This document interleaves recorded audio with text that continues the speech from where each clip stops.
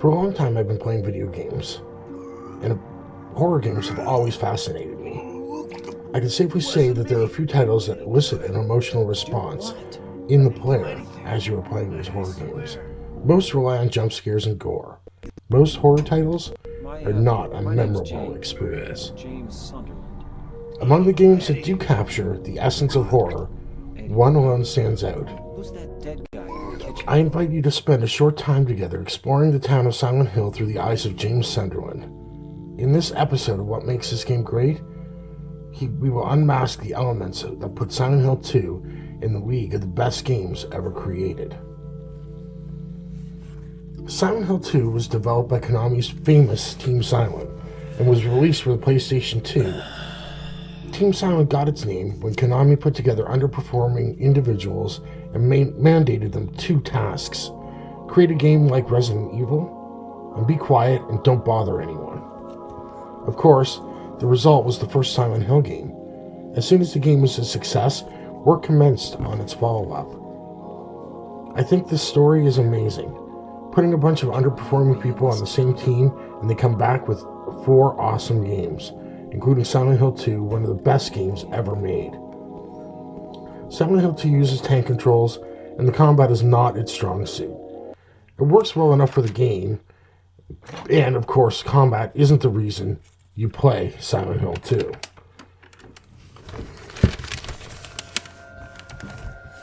The first aspect that makes Silent Hill 2 an amazing game is the story and supporting lore. Just in case you didn't play this game yet, I won't spoil it by unraveling the story of James Sunderland, but I will say that the story is compelling and that the game is steeped in symbolism and lore that supports this story. Woven into the story are a cast of non-player characters, each with their own tragic end. As James meets these characters, you have the opportunity to explore their dark realities. Each story adds to the Silent Hill 2 experience. Of course, Angela's story, to me, is particularly dark and tragic. The next factor making Silent Hill 2 a great game is its use of classic fear triggers to enhance the tension. As you explore the town of Silent Hill, you will feel a sense of isolation. From apartments without residents to a jail with no inmates, the liminal spaces in Silent Hill are interrupted only by monstrosities and the occasional encounter with an NPC. The other world that Silent Hill games are known for turns the otherwise normal environments into a distorted hellscape. This, of course, is a classic technique used in writing and film, taking the ordinary and turning it into something dissonant to the viewer or the player. The next item that Silent Hill 2 uses is the fog and the darkness. It limits your ability to see. It takes away senses that you would otherwise rely on to see the creatures and monsters in the distance. Of course, the last one is using confined spaces. Every time you meet Pyramid Head, it's in a confined space. And this, of course, creates tension and fear by limiting your ability to fight or flight. Most times, you have to fight. I did a whole video on how video games create fear and use these techniques that are classic techniques from books to film that people have used in the past to create a sense of tension and fear in the viewer, reader, or the game player.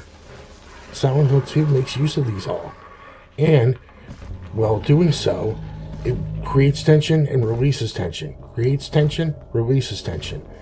And it actually creates a better experience by doing so. The next aspect I want to talk about, and this is probably the most important and the one that blows my mind the most, is the multiple endings that Silent Hill 2 has. But not only that it has different endings, but how you unlock and view each ending. So for most games, if you have multiple endings, you maybe have to get an item or a series of items. Maybe you have to fight a boss. Maybe you have to beat the game in a certain amount of time, or without using an item like a first aid spray or something. Or Maybe it's just that you go through the game several times and each time you get a different ending. Silent Hill 2 takes those things but amps them up again. And what I mean by that is, yes, you do have to do certain things to unlock each ending, but it's more in the game style and the play style that you have. Let me give you a good example of this. In the game, you get Mary's letter. Right from the start, you have Mary's letter, and it runs through the letter right at the start while James is in the parking lot. You carry that letter with you. The more you look at that letter, the more the game will give you a certain ending or push you towards a certain ending. Angela will give you a knife in the game. If you look at the knife over and over, you may get an ending that is a little bit different than the other endings. And, of course, when you're with Maria, if you're protective of Maria and you keep her from harm and you visit her a lot while she's in the hospital room resting, you'll get a certain ending that's more aligned with Maria. If you leave her behind a lot and she gets beat up a lot by creatures and monstrosities, and you never visit her in the hospital room, you're more likely to get the ending without Maria in it. It really is an amazing thing, and I don't know if any other game has really done that. If there has been, please let me know. But I've never seen that in any other game except for Silent Hill 2. And I think that's an amazing technique to drive people not only to replay the game, but replay it in different ways and try things in different ways in their style. Not just finding an item, not just unlocking a new boss and beating that new boss, but actually trying a new play style. So like I said, I've actually laid off doing this video for long enough. And with Silent Hill 2 Remake coming out, I wanted to get it off my checklist and onto I didn't mean to scare you. Mainly because regardless of how the remake performs, regardless of how good or bad the remake is, the original Silent Hill 2 is always going to be one of the greatest games, in my opinion. It's an amazing experience, and if you've never actually played it, even if you play the remake, I think you owe it to yourself to go back and play Silent Hill 2, the original. All of these aspects that I've talked about make this game an amazing game and one of the greatest ever. I really do think that this, as far as horror games go, this is top tier horror. It may not be as frightening as Fatal Frame. It may not be as fast paced as Resident Evil. But it's a good psychological horror game, and it is among the top tier of all horror games. Silent Hill 2 is worth playing today, just as it was back when it was released for PlayStation 2.